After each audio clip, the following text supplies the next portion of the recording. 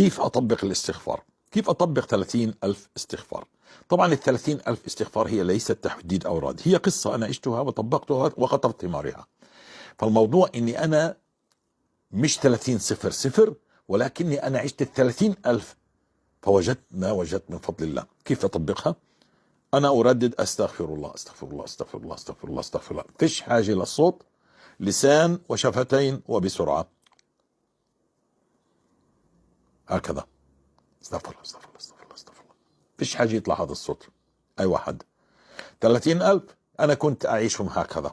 بين الفجر والشروق كنت أعيش 8,000 استغفار تقريبا هيك بيطلع كل يوم. كان يطلع 8 7,800 8,200 8,000 هكذا.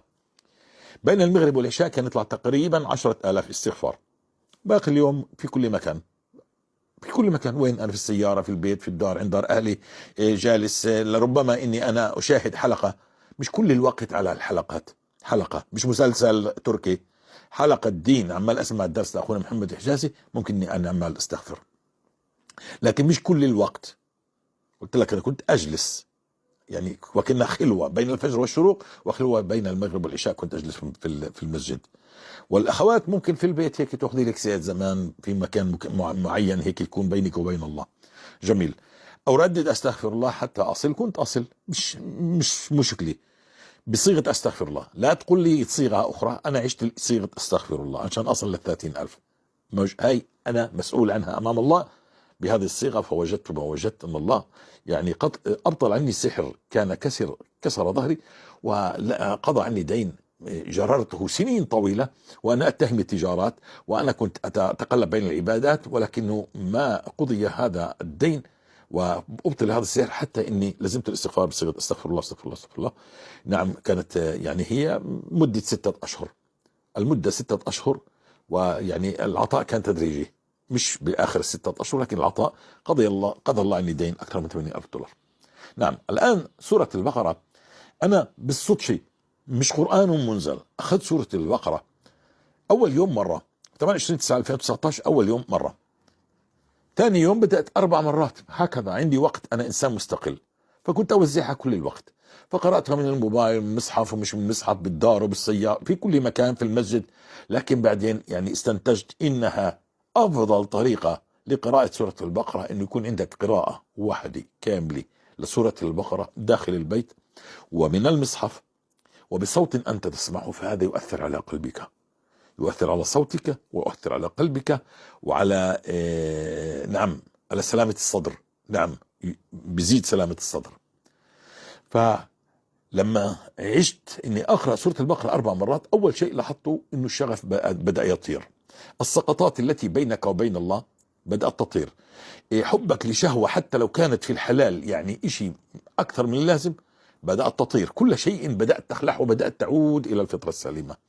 وصلت الفكرة إني أنا، وكانت المدة يعني بالصدفة أنا بتذكر يعني تقريبا يعني ال4 مرات كنت أقرأها مرة واحدة داخل البيت، والباقي أنت حر وين تقرأهم. أنا كنت أقرأهم كلياتهم يعني ما بين المتجر تبعي وما بين البيت، مش عامل إشي يعني وكاني مساوي عمال أساوي تجربة، لا، وين تصدف معي أقرأها. لكن المرة الواحدة هذا استنتجت إنها لازم تكون من المصحف بصوت أنا أسمعه داخل البيت كاملة في داخل البيت.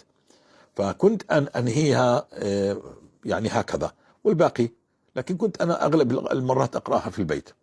أنت حر إذا بدك يعني على مرحلة واحدة أو مرتين، لكن كنت أنهيها بمرحلة. وال4 مرات يعني متنقلة، إشي صباحا، إشي ظهرا، عصرا، مغرب، والعشاء، هكذا يعني حسب وقتي. فقرأتها 4 مرات يعني 3 شهر ونص تقريبا. ثم يعني من قلة وقتي نزلت ل3 مرات كمان تقريبا شهر ونص. ومن قلة وقتي يعني بتعرف تيجي على موسم انت بصير في شغل أكثر، فصارت مرتين، مرة في البيت ومرة في المتجر، مرة في البيت ومرة في المتجر. لو مشي معي هذا الموضوع تقريبا 1.5 سنة، وأنا مرتين في اليوم، لكن المرة داخل البيت دائما. مفهوم؟ ويعني مشي هذا الموضوع. فكانت البقرة لوحدها، وكان الاستغفار ب2015 لوحده. أنا هنا لم أتكلم عني جماعة الاستغفار مع سورة البقرة إلا بال2022 رمضان 2022 جماعة الاستغفار مع سورة البقرة. فكان الاستغفار لوحده بال2015، وكان سورة البقرة ب28/9/2019 إلى 2022 لوحدها ما فيش معها شيء، ما معهاش استغفار. وب28 برمضان 2022 جماعة الاستغفار مع سورة البقرة. طيب أنا قلت إنه سنة ونص تقريبا مرتين سورة البقرة، ما في محن استغفار، ما كانش فيه، كنت نزيل الاستغفار.